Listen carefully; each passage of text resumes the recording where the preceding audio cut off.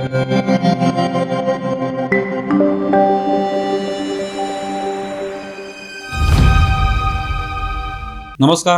News डंकामध्ये मी महेश विचारे आपल्या सगळ्यांचं मनपूर्वक स्वागत करतो. मित्रांनो, राष्ट्रीय राजकारणामध्ये स्थिरावण्यासाठी आपल्याला भाषेवर प्रभुत्व असणं अत्यंत आवश्यक असतं. राजकीय क्षेत्रामध्ये अनेक लोक असे राष्ट्रीय स्तरावर नावारूपाला आले किंवा त्यांनी प्रभुत्व मिळवलं, वर्चस्व प्रस्थापित केलं, ज्यांची वेगवेगळ्या भाषांवर एक प्रकारे कमांड होती किंवा त्या भाषेवर त्यांचं वर्चस्व होतं आणि त्यातून ते राष्ट्रीय राजकारणामध्ये स्थिरावले किंवा नावारूपाला आले, वेगवेगळ्या मोठ्या पदांपर्यंत पोहोचले. त्यामुळे भाषेवर प्रभुत्व असणं हे अत्यंत आवश्यक असतं. आपण पाहतो आज की वेगवेगळ्या राज्यांमध्ये मोठमोठे नेते आहेत. जर आपण तामिळनाडूचा विचार केला तर स्टॅलिन हे नेते आहेत, पण त्यांची राष्ट्रीय स्तरापर्यंत काही झेप जात नाही. याचं कारण भाषेचा अडसर. इंग्रजी ते उत्तम बोलू शकतात किंवा त्यांच्या तमिळी भाषेमध्ये ते संवाद साधू शकतात, पण हिंदी या भाषेचा त्यांचा विरोधच आहे. त्यामुळे हिंदी बोलताना ते कधी दिसत नाहीत आणि त्यामुळे स्वाभाविकच संपूर्ण देशात वेगवेगळ्या ठिकाणी प्रचार करण्यासाठी जाण्याची त्यांना कधी आवश्यकता भासत नाही. त्यांचा एक मर्यादित जो मतदारसंघ असेल किंवा मर्यादित जी लोकसंख्या आहे त्याच्यापुरतंच ते राजकारण करतात आणि ते म्हणजे तामिळनाडूपुरतं. त्यामुळे भाषेचं जेव्हा त्या ठिकाणी मुद्दा येतो तेव्हा ज्यांचं वेगवेगळ्या भाषांवर प्रभुत्व असतं, वेगवेगळ्या भाषांमध्ये ते व्यक्त होऊ शकतात, ते निश्चितपणे राष्ट्रीय स्तरावर चांगली कामगिरी करू शकतात. आता महाराष्ट्राचा विचार केला तर महाराष्ट्रामध्ये अनेक नेते आहेत जे रोजच्या रोज चर्चेमध्ये असतात. आता सध्या आपण पाहतोय की अजित पवार यांचा दुर्दैवी मृत्यू झाल्यानंतर त्यांच्या पत्नी सुनेत्रा पवार या आता उपमुख्यमंत्री झालेल्या आहेत, त्या गटनेत्यासुद्धा आहेत, पण त्या पलीकडे जाऊन त्या राष्ट्रीय अध्यक्ष बनलेल्या आहेत. आणि राष्ट्रीय अध्यक्ष बनणं याचा अर्थ राष्ट्रीय स्तरावर त्यांना आपली भूमिका मांडता येऊ शकते.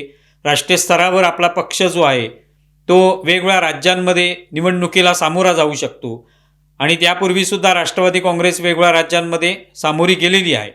त्यामुळे आता त्यांच्यावर ही जबाबदारी आलेली आहे की त्या राष्ट्रीय अध्यक्ष या नात्याने वेगवेगळ्या राज्यांमध्ये निवडणुका लढवू शकतात किंवा तिकडे जाऊन आपल्या पक्षाची भूमिका मांडू शकतात, तिथे आपल्या पक्षाचा प्रसार करू शकतात. आणि असं करताना स्वाभाविकपणे भाषाही महत्त्वाची असते. त्यांचा असाच एक व्हिडिओ समोर आला ज्यामध्ये त्या श्रोत्यांशी संवाद साधतायत, समोर बसलेल्या कार्यकर्त्यांशी संवाद साधतायत.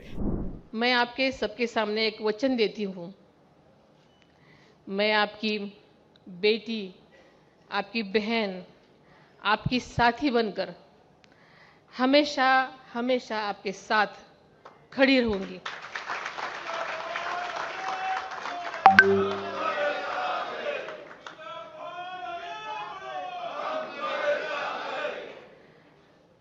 I accept this responsibility with humility and determination. Together we will strengthen our organization, uphold our values and work tirelessly for the welfare of the people. Let us move forward with unity, courage and commitment to build a progressive and inclusive future for our nation. त्याच्यामध्ये त्या तिन्ही भाषांमध्ये बोलतात.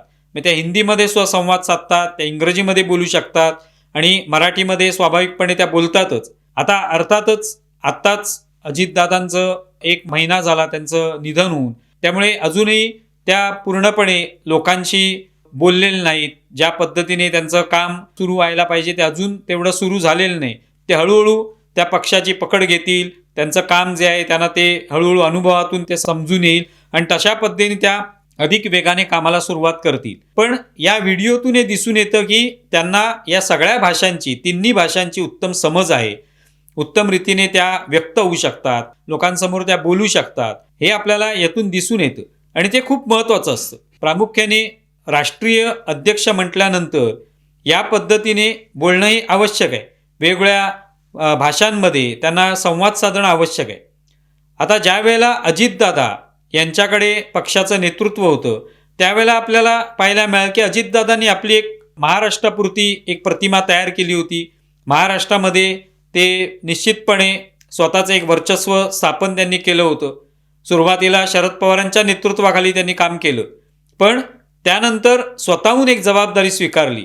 पण त्यांचा राष्ट्रीय स्तरावर जाण्याचा किंवा राष्ट्रीय स्तरावर आपलं नावारूपाला यावं अशा पद्धतीने कोणता फारसा विचार नव्हता. सुरुवातीच्या काळात अगदी ज्यावेळेला ते राजकारणात आले तेव्हा ते खासदारही बनले, पण तिथे काही ते रमले नाहीत.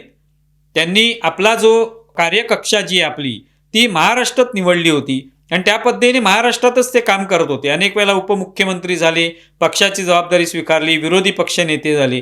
त्यामुळे महाराष्ट्र हा त्यांचा काम करण्याचा त्यांचा प्रांत होता. त्यामुळे त्यांनी फारसं राष्ट्रीय स्तरावर काही काम केलं नाही किंवा त्या ठिकाणी विचार सुद्धा तसा केला नाही.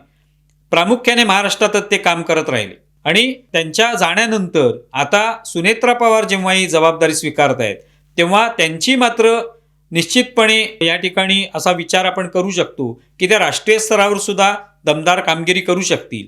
त्यांच्याकडे असलेलं भाषेचं प्रभुत्व आहे किंवा वेगवेगळ्या भाषा ज्या आहेत त्या आत्मसात करण्याचं किंवा त्या बोलण्याची जी संधी त्यांना आहे ती त्या करू शकतात, ती निभावू शकतात, हे त्यांच्या या छोट्याशा व्हिडिओमधनं स्पष्ट होतं. त्यामुळे जेव्हा त्या राष्ट्रीय स्तरावर जातील, उद्या दिल्लीमध्ये त्यांना आपल्या पक्षाची भूमिका मांडावीशी वाटली किंवा एनडीएमध्ये त्या आता आहेत, त्यांचा पक्ष एनडीएमध्ये आहे, त्यावेळेला जेव्हा त्या दिल्लीमध्ये जातील, वेगवेगळ्या ठिकाणी त्यांच्या सभासुद्धा होऊ शकतात, वेगवेगळ्या राज्यांमध्ये त्यांच्या सभा होऊ शकतात, तेव्हा निश्चितपणे त्या या भाषेच्या माध्यमातून एनडीएची भूमिका सुद्धा मांडू शकतात, आपल्या पक्षाची भूमिका मांडू शकतात. आणि त्यामुळे कुठेतरी वाटतं की सुनेत्रा पवार ज्या आहेत त्या राष्ट्रीय स्तरावर चमकू शकतील, राष्ट्रीय स्तरावर आपला तेवढाच दबदबा निर्माण करू शकतील, आपली एक क्षमता दाखवून देतील, असं निश्चितपणे त्यांच्या या एकंदरीत भाषेवर असलेल्या प्रभुत्वातून दिसून येते. आज आपण पाहतो महाराष्ट्राचे मुख्यमंत्री देवेंद्र फडणवीस हे उत्तम इंग्रजी बोलतात, उत्तम मराठी बोलतात, त्यानंतर उत्तम हिंदी सुद्धा बोलतात आणि त्यामुळे वेगवेगळ्या निवडणुकांमध्ये त्यांना प्रभारी म्हणून जबाबदारी प्राप्त होते. वेगवेगळ्या ठिकाणी निवडणुकांसाठी प्रचार सभांना ते जातात आणि त्यावेळेला ते अधिक लोकांशी एकरूप होऊ शकतात. तसंच सुनेत्रा पवार यांना सुद्धा ती संधी आहे. आज शरद पवार आपण पाहतोय की इतक्या वर्षामध्ये महाराष्ट्राचे मुख्यमंत्री पण झाले, पण त्याचबरोबर राष्ट्रीय स्तरावर सुद्धा त्यांनी आपलं नाव केलं, राष्ट्रीय स्तरावर केंद्रीय मंत्री ते झालेले आहेत.